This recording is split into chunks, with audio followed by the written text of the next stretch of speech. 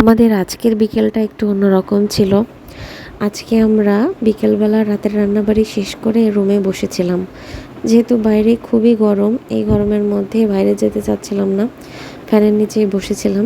সেই সময় আসলো আমার ননদিনী। তো ওর মা আবদার করলো যে আমার মেয়েকে সাজিয়ে দিতে হবে, শাড়ি পরিয়ে দাও এবং ছবি তুলে দাও। তো আমরা দুই যা মিলে সাজাতে বসলাম। সাধারণত আমি ভারী মেকআপ করি না, তো আমার কাছে মেকআপ করার মতো খুব বেশি উপকরণও নেই, তাই আমি আমার কাছে যা আছে ওইগুলা দিয়েই ওকে সাজানো শুরু করলাম।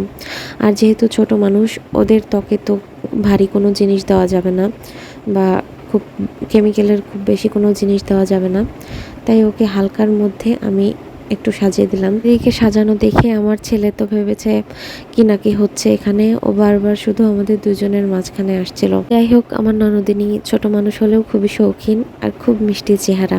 ওর মা সম্পর্কে আমাদের মামি হন, আমাদের বাড়ির পাশেই। তো উনি কয়েকদিন ধরেই বলছিলেন যে আমার মেয়েটাকে একদিন একটু সাজিয়ে দাও, একটু শাড়ি পরিয়ে দিও।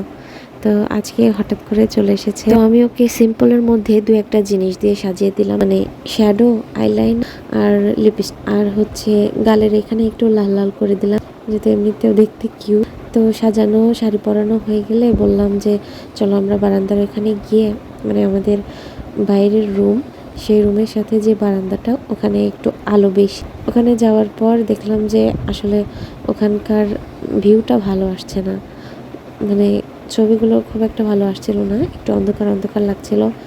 যেহেতু বিকেল হয়ে গেছিল, এই পাশটায় খুব একটা রোদ ছিল না, এই কারণে হয়তোবা। যাই হোক, ও এমনিতে কম কথা বলে, তো আমরা দুই যা মিলে ওকে বারবার পচাচ্ছিলাম যে তোমাকে বিয়ে দিয়ে দেবো, তোমাকে দেখতে আসতেছে, এই জন্য সাজাচ্ছি।